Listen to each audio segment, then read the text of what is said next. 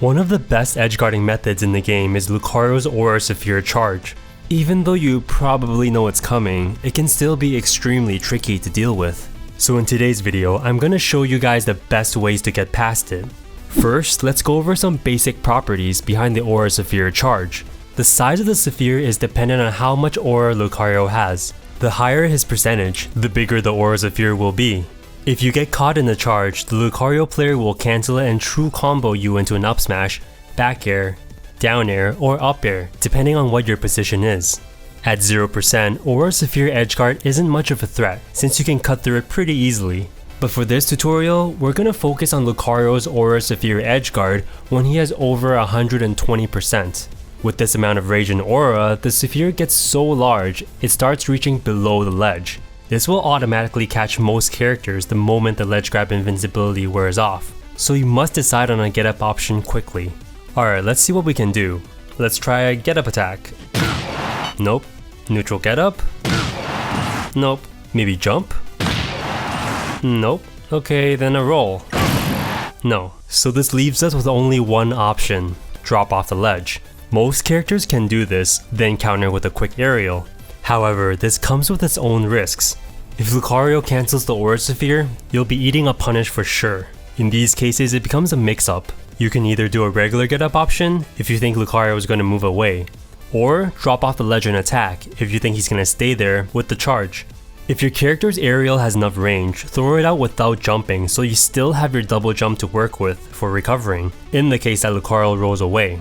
Unfortunately, not all characters have the luxury of choice. For these specific characters, the Aura Sphere will cover every single recovery option, even a ledge drop. This probably has to do with their falling animation clipping into the Aura Sphere's hitbox, which automatically sucks them into it the moment they leave the ledge. What you should do if you are using one of these characters is smash DI down and away from Lucario as soon as you leave the ledge. If your smash DI was good enough, you can remain in a low enough position such that Lucario can only follow up with a down air at best, which doesn't have as much kill power. The lower your percent, the easier it is to smash DI. Now, if you look carefully, the sphere's shifting hitboxes aren't very symmetrical, as you can see here. Because of this, when the hitboxes shift to a higher position, you might be able to connect a get up attack. However, this is risky since it's extremely hard to time due to the lack of visual indication of where the hitboxes are. If your character has a really low ledge hanging animation, or Lucario is not close enough to the ledge such that the sphere hitbox doesn't reach you, don't be afraid to sit on the ledge for a bit longer to think about your options. Another potential counter option is up being past the ledge, which is done by holding down during your up B. But the problem with this is that a good Lucario player will never be sitting there charging an Aura Sphere waiting for you to recover. Rather, they'd probably jump turn around into a charge, or B reverse into a charge. I mean, you might be able to catch them if your up B has enough range, but if not, or if the Lucario fakes the jump and charge, you'll get punished. Now, if for some reason Lucario manages to survive past the 150% range, the sphere becomes so large it'll start catching some characters up B if you do it too high. To avoid this, you have to perfectly sweet spot the up B. Everything I've mentioned so far applies when Lucario is standing right by the edge. On walled stages, however, he can stand further in, which makes him safer while still covering all normal get-up options. And unfortunately for a number of characters, their drop-off aerials won't be able to reach, severely limiting their options to really unsafe ones.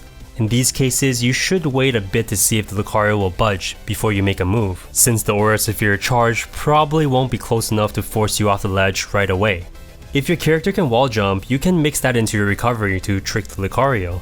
I've left details for what I found to be the best ledge drop-off counter options for each character in the description based on whether Lucario is close or far.